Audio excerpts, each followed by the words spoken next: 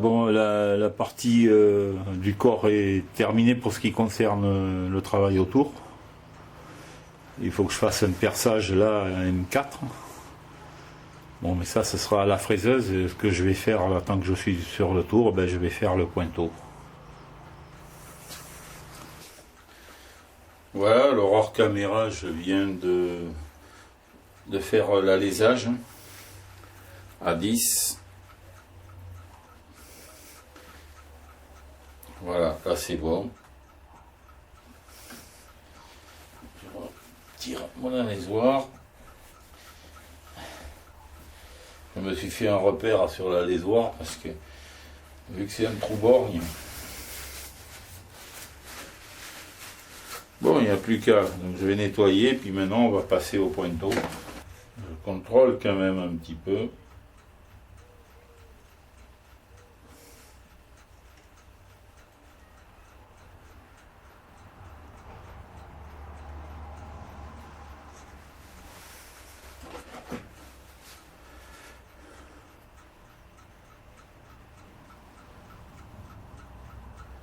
J'ai 10, c'est parfait pour ici, à l'entrée.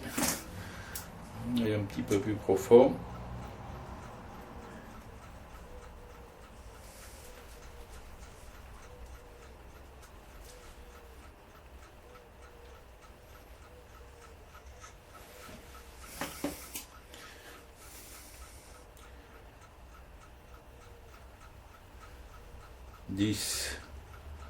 C'est bon.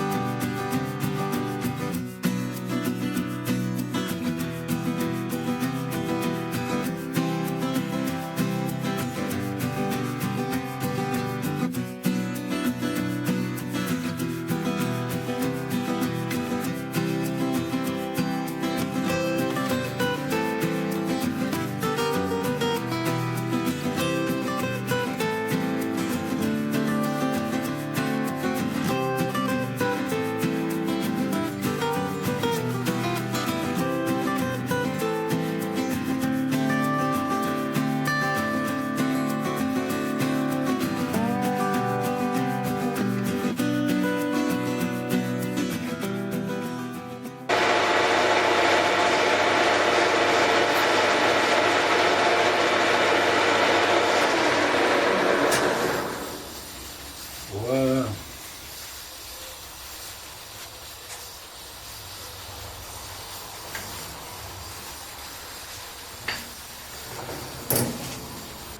Bon.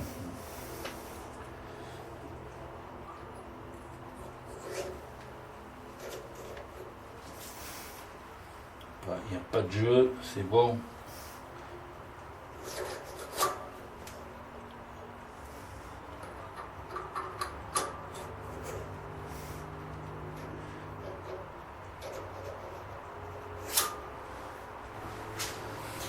Voilà, le moment est venu pour moi de faire maintenant la pointe donc, du pointeau, la partie à 60 degrés. J'ai incliné le plateau, le chariot porte-outils à environ 30 degrés. J'ai contrôlé avec une pointe à 30 degrés, c'est correct, je vais avoir le bon angle. Ici, j'ai installé le mandrin 4 morts sur la machine parce que vraiment j'étais pas satisfait il y avait du foron, c'était pas bien centré avec le 3 morts, j'ai pas de mordou, il faudrait que j'ai des mordous pour pouvoir faire une prise correcte. Donc là avec le 4 morts il n'y a aucun problème, j'ai vraiment arrangé ça vraiment bien centré, parfaitement, ça tourne très bien.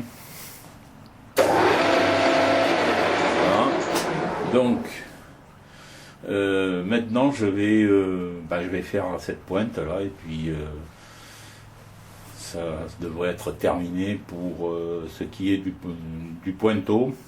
Il faudra passer ensuite à la fraiseuse.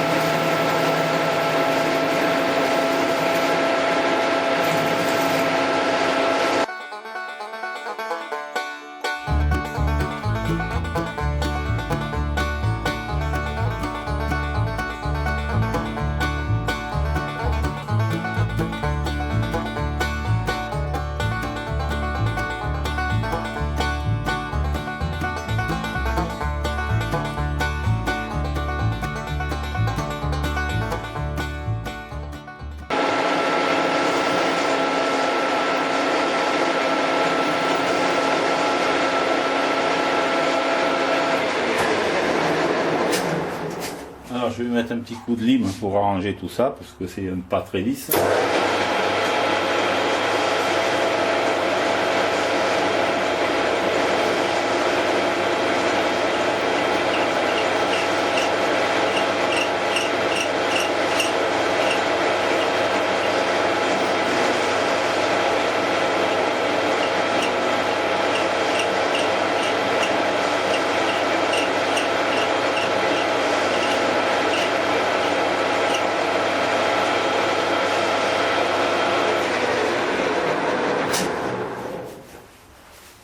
Voilà, qui est bien mieux.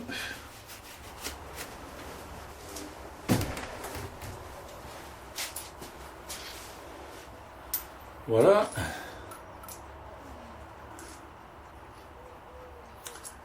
Voilà comment ça va se présenter. Dedans, il manque le ressort encore. Ici, il va falloir que je fasse le méplat.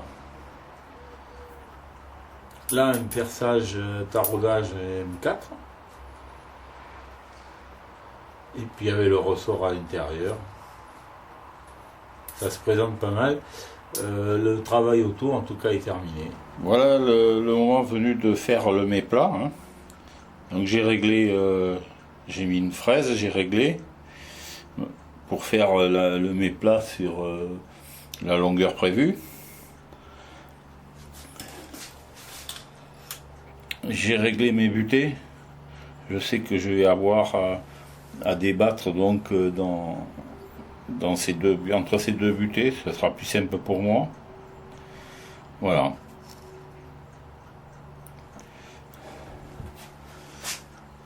Le montage ici, ma foi, j'ai pas pu faire mieux. Alors bon, c'est bien pris, il y a des cales dessous. Mais bon, je vais être prudent, je vais pas prendre des passes profondes et j'espère que ça tiendra bien.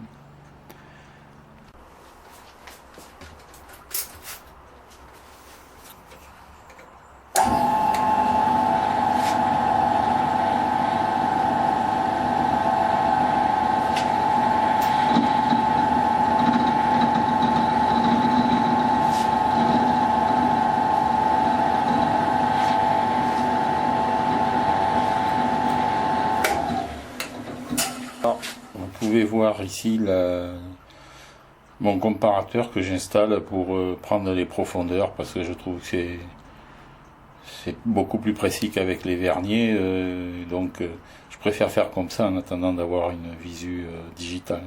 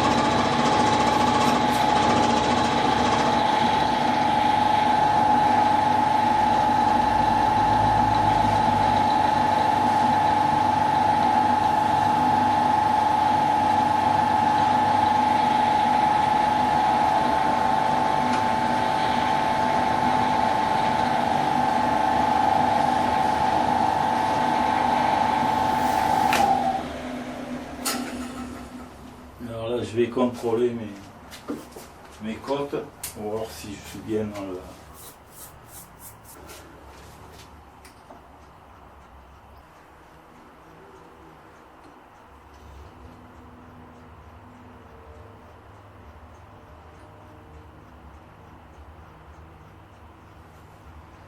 C'est bon.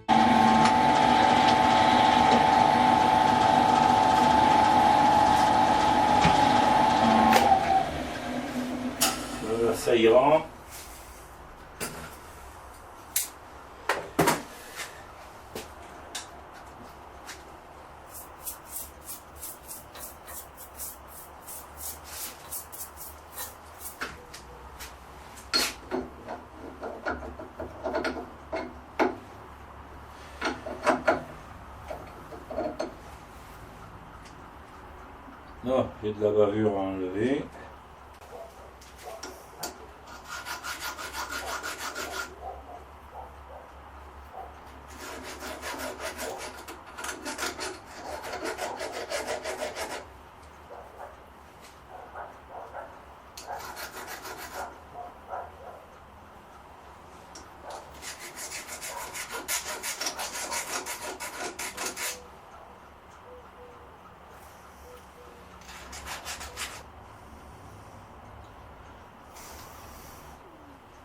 Le pointeau lui est terminé.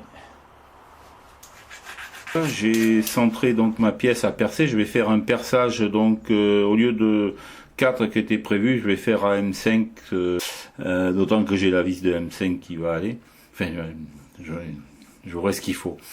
Et donc à M5, donc je me suis positionné ici au milieu. Pour ça, j'ai pris la distance entre les deux bords, qui sert à ma pièce correctement, donc et comme ça j'ai divisé par deux et je suis donc à son centre. Je me suis réglé avec le comparateur. Voilà, je suis donc bien dans l'axe de ma pièce. Et ici je suis à 11 du bord comme préconisé sur le plan. Voilà, en principe ça devrait aller. Alors la pièce est calée, elle repose sur des cales, hein.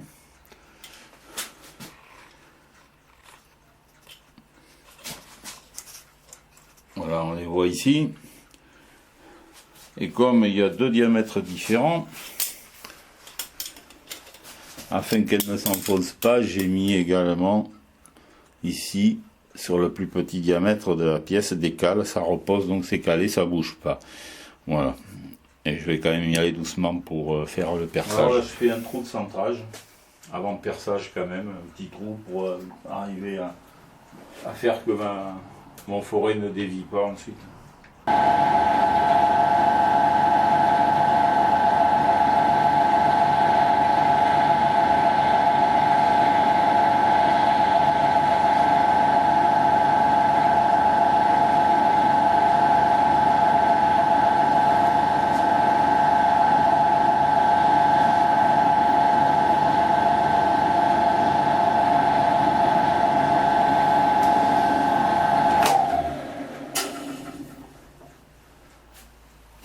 Voilà, je vais changer, enlever le forêt de pointage et puis mettre le forêt de perçage.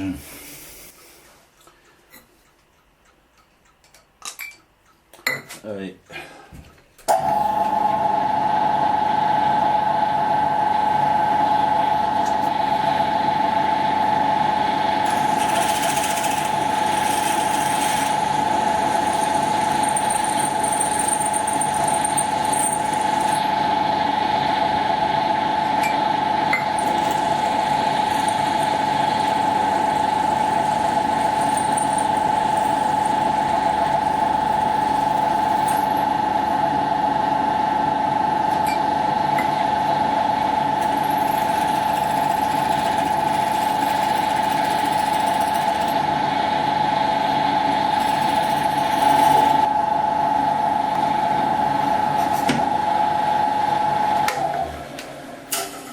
Voilà, le perçage est fait.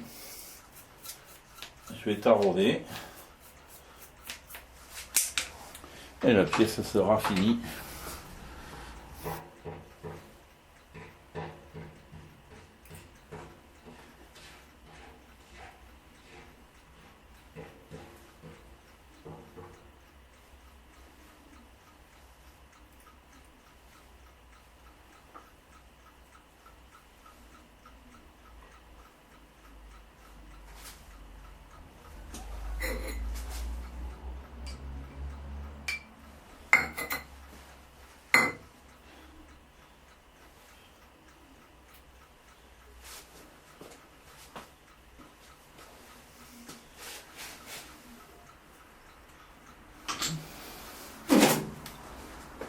Alors, je vais voir si ça débouche. C'est pas le moment de casser le tarot dedans. Voilà, c'est bon.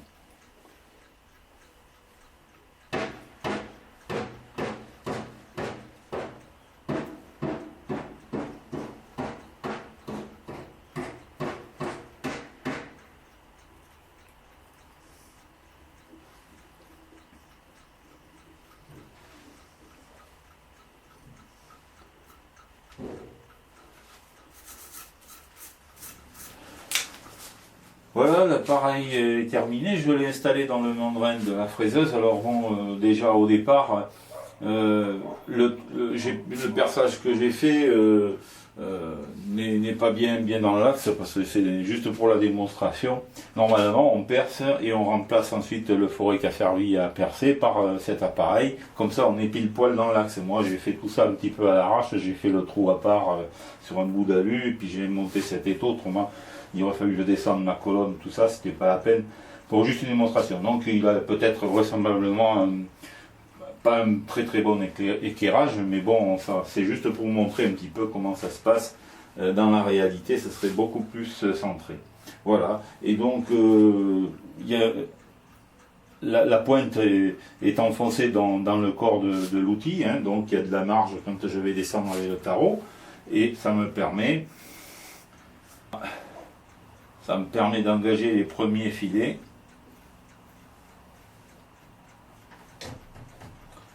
En étant d'équerre, lorsqu'évidemment on a respecté l'alignement avec... on tourne à gauche et doit être remplacé. Voilà, c'est bon. Ça fonctionne bien. Alors je vais l'enlever, c'est pas la peine que je fasse totalement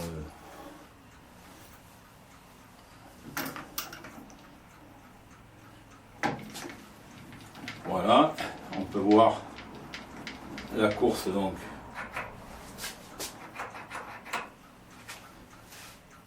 Ça je le retire. C'était juste pour la démo. Voilà. Voilà mon appareil. Bon, mon outil de centrage. Il est terminé, puisque je pense que ça me rendra bien service pour les prochains taraudages que j'aurai à faire. Ça fait un outil de plus donc à mettre dans ma boîte à outils, un outil fait maison. Ça a été un exercice intéressant. Ça m'a permis de tester ce nouveau tour. Il y a d'autres travaux qui vont suivre. Si cette vidéo vous a plu, je vous invite à laisser un pouce en l'air. N'hésitez pas à déposer vos commentaires. Ils sont les bienvenus. Et si vous n'êtes pas abonné, c'est encore temps de le faire. Je vous donne rendez-vous pour une prochaine vidéo. Au revoir.